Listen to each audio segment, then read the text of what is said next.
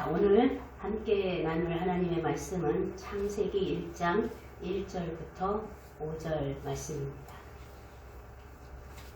창세기 1장 1절부터 5절 말씀입니다. 함께 읽겠습니다. 태초에 하나님이 천지를 창조하시니라.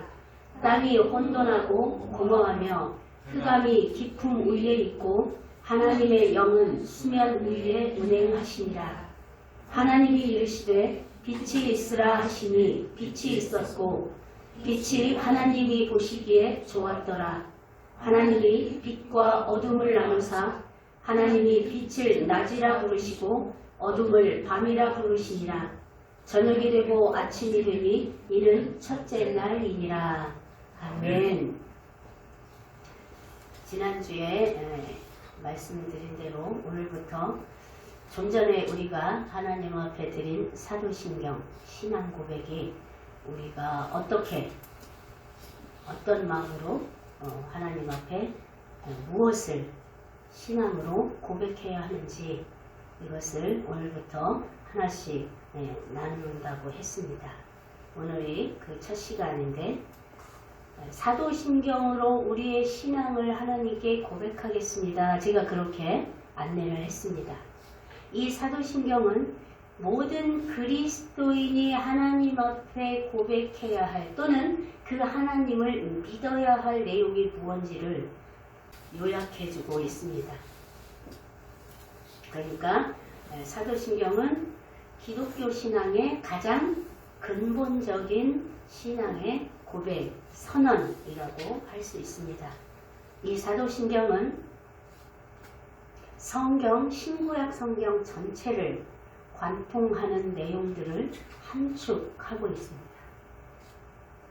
삼위일체 하나님을 고백하고 있어요. 창조주 하나님, 구원자 예수님, 그리고 성령님, 그리고 이 땅에 마지막 재림하여 오실 예수님까지 이 모든 창세기서부터 요한계시록에 있는 모든 내용을 함축하고 있는 것이 사도신경입니다.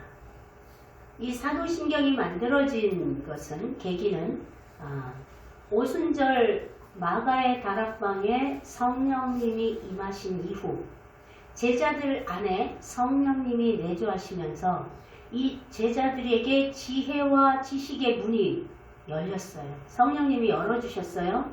그랬을 때 제자들이 예수님이 살아계셔서 전하셨을 때 깨닫지 못하고 이해하지 못했던 모든 예수님의 말씀들을 깨달아지기 시작했고 그 예수님의 말씀들이 이제 생각나기 시작했고 그로부터 자기도 예수님처럼 잡혀 죽을 수도 있다는 두려움을 버리고 그들 앞에 이제 예수가 그리스도이심을 하나님이 우리의 창조주이심을 그래서 예수가 그리스도이시기 때문에 성육신하여 오셨고 십자가에 죽으셨고 사흘 만에 부활하셨고 승천하셔서 이제 마지막으로 재림하여 하나님 보좌 우편에 앉아 계시다가 거기로부터 살아있는 자와 죽은 자를 심판하러 재림하여 오실 것이다. 이 모든 내용을 설교했는데 이 설교한 모든 내용들을 함축해 놓은 것이 바로 사도신경입니다.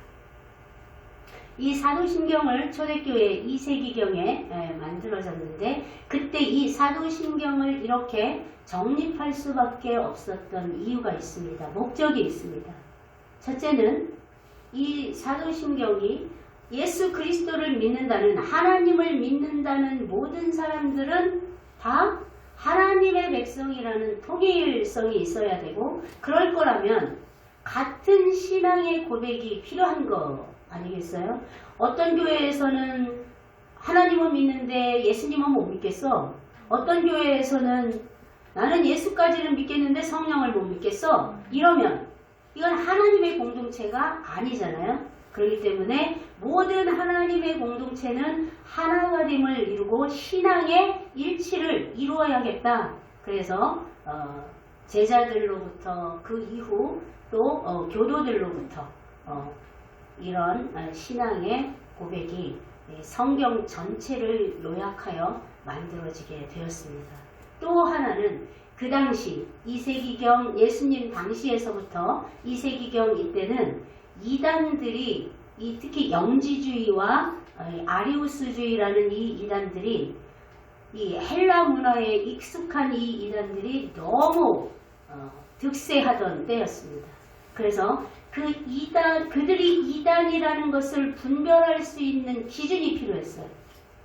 그 기준이 바로 이 사도신경이었습니다. 삼위일체 하나님을 부인한다? 그럼 이단이었던 거예요. 아리우스주의는 성령님을 부인했어요. 거부했어요. 영지주의는 육체는 보잘것없는 악한 것이고 영만이 우리를 구원할 수 있어. 그래서 이 육신을 학대하던 사람들이에요. 이 사람들로부터 그들이 이단이라는 것을 분별하기 위해서는 기준이 필요했죠. 그 기준이 바로 이 사도신경이었습니다. 그리고 또 하나의 목적은 나도 예수님을 믿겠어. 이제 이 제자들로부터 말씀이 전해지면서 나도 예수님을 믿고 싶어. 이런 초신자들에게 신앙의 기초를 다지는데 꼭 필요한 것이 바로 삼위일체 하나님이었고, 그 삼위일체 하나님이 하신 일, 그리고 하실 일, 그리고 지금 하고 계신 일이 무엇인지 이것이 정리된 이 사도신경을 가지고 가르치게 되었던 것입니다. 그런데 그 당시 그 필요했던 목적이 오늘날 우리 교회에도 똑같이 필요하지 않겠습니까? 오늘날 특히 우리나라처럼 이단이 많은 나라도 드뭅니다. 그 이단과 정통 개신교, 기독교를 분별하고 구분할 수 있는 것, 그것이 바로 십계명이고 사도신경입니다. 하나님을 사랑하고 이웃을 사랑하라 명하신 것이 십계명이죠. 그리고 오늘 우리가 하나님 앞에 고백해드린 사도신경이죠. 이것이 이단을 분별할 수 있는 기준이 되죠. 그렇지 않으면 우리는 늘 그 이단들의 미혹과 공격 속에서 분별하지 못하면 혼란을 일으키게 되고, 내가 진짜 하나님의 자녀인지, 하나님이 정말 창조주이신지, 성령님이 지금 내 안에 계신지 헷갈리게 되는 거죠. 이런 믿음 위에 서 있지 않으면. 그리고 그 믿음의 근거, 기준이 뭐냐? 그것을 명시해 놓은 사도신경과 같은 신앙 선언문이 없으면 어려워지는 거죠. 자, 그런 신앙 고백의 사도신경, 그 첫 번째 오늘 나누실 말씀은 사도신경의 첫 번째 단락입니다. 다 같이 고백해 보겠습니다. 나는 전능하신 하나님, 천지의 창조주를 믿습니다. 아멘이십니까? 이것은 기독교 신앙의 기본이 되는 신앙 고백입니다. 하나님의 전능성과 창조주이심을 믿는다는 고백입니다. 우리가 오늘 창세기 1장 1절을 읽었습니다. 창세기 1장 1절이 무엇이라고 선언하고 있습니까? 태초에 하나님이 천지를 창조하셨다라고 선언하고 성경을 시작합니다. 그러니까 이 하나님이 태초에 천지를 창조하셨다라는 창조주라는 전제 없이는 이 성경의 모든 내용들이 일관성과 통일성이, 연결성이 전혀 없어집니다. 이 전제 하에서만 이 성경의 모든 내용이 통일성과 일관성이 있게 됩니다. 그리고 신약과 구약이 연결이 되어집니다. 하나님으로부터 모든 인류의 존재가 시작되었다. 하나님이 인류의 생명의 근원이 되셨다. 창조주시니까. 근원이 되셨다. 이 선언으로부터 성경이 시작되고 있는 것입니다. 하나님이 빛이 있으라 이 한마디에 날과 달과 사계절 1년이 나뉘어졌고, 빛과 어둠이 나뉘어졌고, 하늘과 땅이 나뉘어졌고, 모든 동식물, 자연 세계가 시작이 되고 사람이 창조되었습니다. 빛이 있으라 이 명령으로부터 6일 동안의 모든 명령을 통해서 시작되었습니다. 이 말씀 한마디가 오늘 우리가 살고 있는 이 자연 세계를 보게 만드셨습니다. 이 하나님의 창조주이심은 모든 생명의 근원, 존재의 근원임을 선포하는 것인데 하나님이 그렇게 말씀으로 천지를 창조하셨다. 그것은 다른 말로 하나님은 전능하신 하나님이다. 이것을 뒷받침하는 것입니다. 하나님의 전능성, 이 전능하심이 창조를 가능하게 한 거죠. 말씀으로 창조하셨다. 그것이 바로 전능성. 이 전능하다라는 말은 히브리어로는 엘샤다이, 헬라어로는 판토크라토프라는 단어인데 모든 것을 다스리시는 분이다 라는 뜻입니다. 모든 것, 사람뿐만 아니라 자연세계의 모든 것을 다스리시는 분이 엘샤다이, 전능하신 하나님이라는 거예요. 하나님 자신도 당신이 그런 전능자이심을 선포하신 내용이 성경에 많이 있습니다. 그 중에 세 구절만 한번 증거로 보겠습니다. 출애굽기 3장 14절에 보면 하나님이 모세에게 이르시되 나는 스스로 있는 자니라 그러셨습니다. 이 말씀이 모세에게 언제 하셨습니까? 모세를 애굽으로 가서 이스라엘 백성들을 구원해와라 그랬더니 나는 못합니다. 난 입이 둔합니다. 나는 말을 잘 못하는 사람이고 난 능력도 없습니다. 이 나이 먹은 노인네가 가서 뭘 할 수 있겠습니까? 80세에 부르셨습니다. 그때 하나님이 말씀하신 것이에요. 나는 그들이 내가 하나님이 나를 보냈어. 니네들 이제 니네 나라로 다시 가재.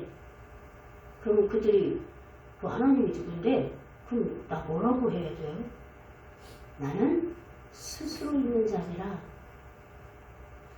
하나님 자신이 전능하신 어떤 것도 의존함이 없이 다스리시는 하나님의 뜻과 계획을 이스라엘을 향하신 하나님의 뜻과 계획을 이 세상을 향하신 하나님의 뜻과 계획을 막을 자가 없는 스스로 계신 하나님이다 라고 선포하셨습니다. 또 창세기 17장 1절에 보면 아브라함이 99세 때에 아들을 주시겠다고 약속하셨습니다. 99세에 사라는 이미 생리가 끊어진 지 오래인 할머니인데 아들을 주시겠답니다. 안 믿어졌죠. 그러니까 하나님이 안 믿어지지 생리가 끊어진 여인이 어떻게 잉태할 수 있겠어? 근데 나는 누구냐? 전능한 하나님이야. 능히 그 일을 할 수 있어. 스스로 전능하신 하나님이라고 선언하셨습니다. 그리고 아들을 주셨습니까? 주셨습니다. 이삭이 아브라함 100세에 태어났습니다. 그리고 요한계시록 1장 8절에서 하나님 자신은 알파와 오메가다. 알파는 시작이요 오메가는 끝이라는 겁니다. 나는 시작과 끝이다. 즉 처음과 끝이다. 또 나는 지금 현재도 있고 이전에도 있었고 앞으로도 있을 것이며 장차 재림하여 올 전능한 하나님이다. 그렇게 스스로를 선언하셨습니다. 과거에도 계셨고 현재에도 계시고 미래에도 계시겠다는 것은 하나님 자신만이 모든 역사의 주관자시라는 뜻입니다. 이 전능하신 하나님이 말씀으로 천지를 창조하신 것입니다. 그리고 하나님 안에 있는 그 전능성과 더불어 하나님은 사랑이심이라 여러분이 많이 들으신 하나님의 또 다른 속성은 사랑이십니다. 그 전능성과 사랑으로 하나님과 단절된 인류를 구원하시기 위한 구원 사역을 이루셨습니다. 예수 그리스도를 통해 하나님의 나라를 여셨고 하나님의 나라에 들어갈 수 있는 길을 우리에게 허락해 주셨으므로 오늘 우리가 하나님을 예배할 수 있게 되었습니다. 이분이 바로 여러분이 예배하고 있는, 여러분이 믿고 있는 대상이신 전능하신 창조주이신 구원자이신 하나님이십니다. 여러분이 믿는 예배의 대상이신 이 하나님을 바로 알아야 바른 예배를 드릴 수가 있는 것입니다. 생각해 보십시오. 지금까지 여러분이 하나님을 예배할 때, 또는 하나님을 찬양할 때, 또는 하나님 앞에 도움을 구할 때, 여러분은 그 하나님이 이렇게 전능하신 하나님이요, 창조주 하나님이요, 나를 구원하신 하나님이요, 성령으로 내 마음의 보좌에 계신 하나님이라고 믿고 찬양하고, 그 하나님을 믿는 믿음으로 기도하고, 그 하나님을 믿는 믿음으로 예배하셨습니까? 그 경외하는 마음으로 예배하셨습니까? 자신의 예배를 한번 돌아보십시오. 스스로 존재하시는 전능하신 하나님 앞에 예배하는데 우리의 태도가, 우리의 마음의 태도가 어떠해야 했는지, 어떠했었는지 한번 생각해 보십시오. 그 전능하신, 그 창조주이신, 구원자이신, 사랑이신 그 하나님을 나는 이렇게 믿습니다 라고 고백하는 것이 사도신경입니다. 그런 믿음으로 사도신경을 고백해 왔습니까? 아니면 그냥 그런 하나님에 대한 의식조차 없이 그저 주문 외우듯이 그렇게 외우고 지나갔습니까? 지금까지 어떠했든 이제부터 전능하신 창조주 하나님을 믿는 믿음으로 찬양하고, 그 하나님을 믿는 믿음으로 기도하고, 그 하나님을 믿는 믿음으로 예배하는 여러분이 되기를 주님의 이름으로 축복합니다. 사도신경에 담긴 또 하나 하나님의 속성은, 하나님은 우상이나 유령이 아닌 인격체이신 하나님이시라는 겁니다. 자, 좋아하고 싫어하는 것은 인격을 가진 자에게만 존재하는 감정입니다. 근데 하나님은 6일 동안 천지를 창조하시는 매 마지막 순간마다 뭐라고 선언하고 계십니까? 하나님이 보시기에 좋았더라. 또는 우리의 기도와 우리의 찬양을 받으시면서 하나님은 좋았다, 슬프다 표현하시잖아요. 또는 노하신다. 이것은 인격체이시기 때문에 가능한 표현입니다. 여러분은 하나님을 개념적으로 또는 추상적으로 믿지 않기를 바랍니다. 지금까지도 어딘가에 계신 하나님께 예배를 드리는 사람이 혹 있다면, 특히 우리 학생들, 하나님은 개념적이거나 추상적인 것에 머무는 분이 아니라 인격적인 살아계신 하나님이시라는 것을 믿고 예배해야 하나님과 교제가 가능한 것입니다. 창세기 우리 읽은 1장 26절을 한번 가보시기 바랍니다. 한 장 넘기시면 1장 26절 한번 같이 읽어보실까요? 하나님이 이르시되 우리의 형상을 따라 우리의 모양대로 우리가 사람을 만들고 그들로 바다의 물고기와 하늘의 새와 가축과 온 땅과 땅에 기는 모든 것을 다스리게 하자 하시고, 여기서 우리라고 하죠. 우리라는 건 하나님의 삼위일체 하나님을 가리키는 겁니다. 성부, 성자, 성령 하나님이 5일 동안은 뭐뭐 하라, 뭐뭐 있으라 명령하셔서 창조하셨어요. 근데 마지막 날 사람을 창조하실 때는 삼위 하나님께서 의논하셨어요. 우리가 우리의 형상대로, 우리의 모양대로 사람을 만들어 볼까? 의논하셨다는 거예요. 하나님의 형상, 우리의 형상이라고 하신 그 하나님의 형상이 무엇을 뜻하느냐? 하나님의 인격을 뜻합니다. 인격은 뭡니까? 지, 정, 의 아닙니까? 우리의 안에 있는 사람 안에 있는 지정의 이것이 바로 하나님의 형상에서 온 것이라는 겁니다. 하나님은 하나님의 지정의를 인간들에게도 주어서 하나님과 교제할 수 있게 하자. 하나님을 찬양할 수 있는 존재로 만들자. 이렇게 의논하셔서 하나님의 형상대로 사람을 창조하셨다는 겁니다.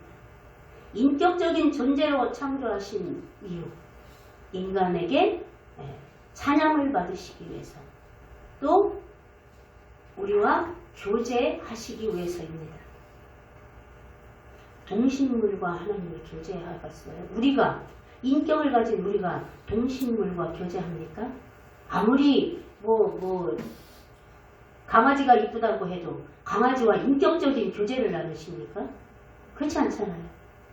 오직 하나님의 형상대로 지음을 받은 사람만이 하나님과 교제가 가능한 것입니다.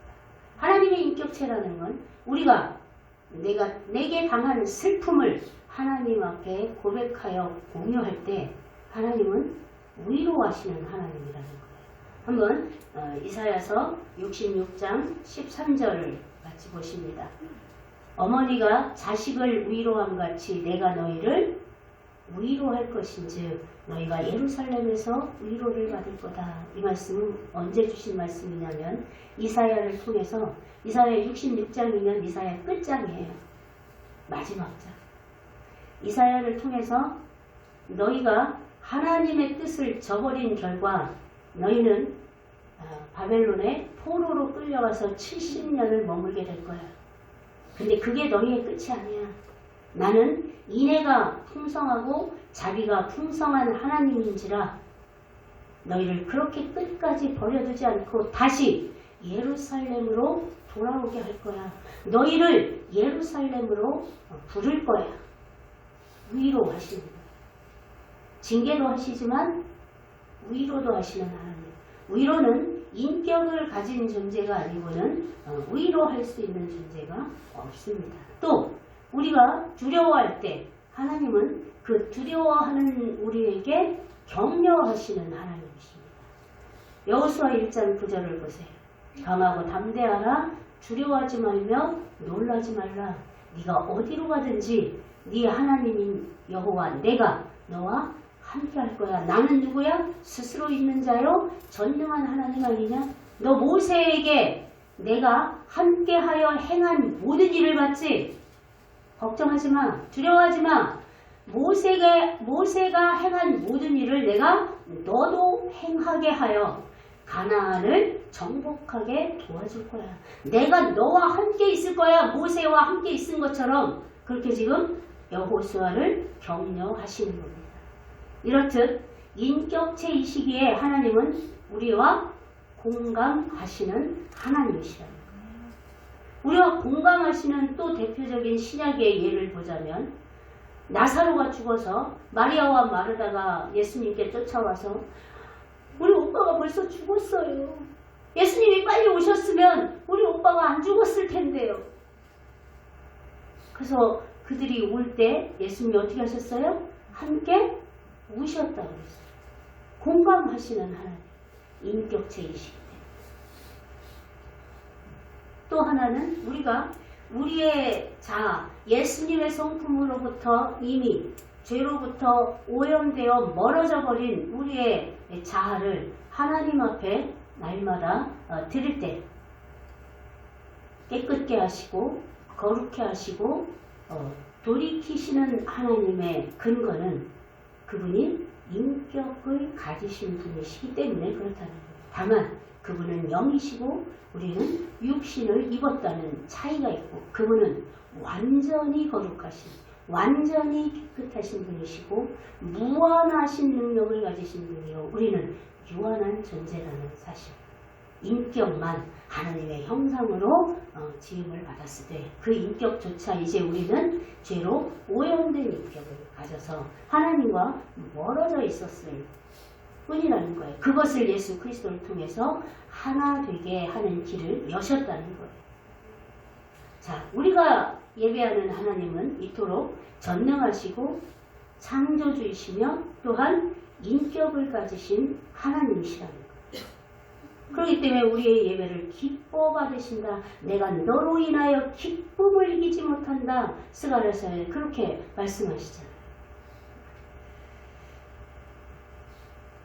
여러분과 지금 이 시간 함께 하시고 여러분의 마음의 보좌에 앉으신 하나님, 그 전능하시며 인격을 가지시고 우리의 예배를 받으시고 인도하시는 하나님, 그 하나님을 예배하는 거예요. 어딘가에 계신 하나님께 예배하는 게 아닙니다. 하나님은 유령이 아니십니다. 그 하나님만을 구하고 찾고 바라는 마음으로 찬양하고 기도하고 말씀을 받아들이는 것, 그것이 예배입니다.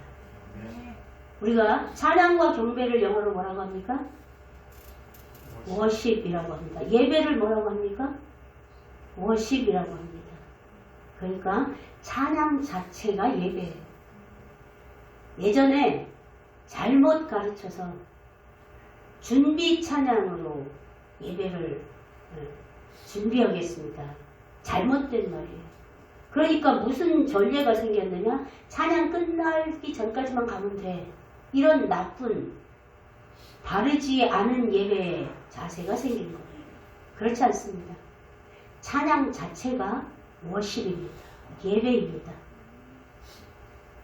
그 찬양이 인격적이시며 창조주이신 전능하신 나의 구원자이신 하나님을 향한 찬양일 때 그것은 예배입니다. 그것이 교회에서만 드릴 때 예배가 아니라 나의 삶 속에서 그러한 하나님을 찬양하며 그 하나님을 향한 나의 고백으로 찬양할 때 우리는 삶 속에서 예배를 드리는 것이 되는 것입니다. 그러한 믿음으로 그 하나님을 기쁘시게 하기 위해서 우리의 사랑을 세상에 흘려보내는 행함으로 청소를 하고 어려운 사람을 돕고 섬기고 다른 사람을 나보다 낮게 여기는 겸손으로 살아가는 것, 이것이 바로 삶으로 드리는 예배가 되는 것입니다. 우리가 하나님을 경외한다. 그것은 하나님을 존중하며 두려워한다는 뜻입니다. 두려워한다와 무서워한다는 다릅니다. 우리는 흔히 유교 사상 속에서 어른들을 어려워해야지. 어른을 어려워하는 게 없네. 이런 밥상머리 교육이 있었어요. 마치 그 어려워한다가 바로 그런 여기서 경외한다 할 때의 두려움과 약간은 비슷합니다. 하나님을 존경하는 마음으로 두려워하는 그것이 경외함인데 여호와를 하나님을 경외함이 지혜의 근본이다 그랬습니다. 지혜롭게 이 세상을 승리하며 살아가고 싶으십니까? 지혜로운 자가 돼서 하나님을 경외하며 이 땅에서 하나님의 나라를 누리고 싶습니까? 하나님을 경외하십시오. 그럴 때 하나님은 여러분을 기뻐하시며 여러분의 예배를 받으시고 여러분의 삶을 받으시고 여러분에게 긍휼을 베푸실 것입니다. 하나님의 영광을 보이실 것입니다. 그리고 여러분을 거룩하신 그 하나님의 나라로 이끌어 가실 것입니다. 오직 하나님만, 오직 하나님의 나라와 그분을 경배하는 것, 그것을 기쁨으로 갈망하고 사모하는 저와 여러분이 되기를 예수님의 이름으로 축복합니다. 그러면 그분이 여러분이 원하는 그 평강, 여러분이 원하는 그 행복, 여러분이 원하는 그 평안함, 그 속으로 우리를 이끄셔서 그 평안과 행복이 넘치는 인생, 갈등과 분쟁과 염려가 사라지는 인생, 그러한 가정으로 여러분을 인도해 가실 것입니다. 그 은혜 안에 살아가는 우리 모두가 되기를 주님의 이름으로 축복합니다.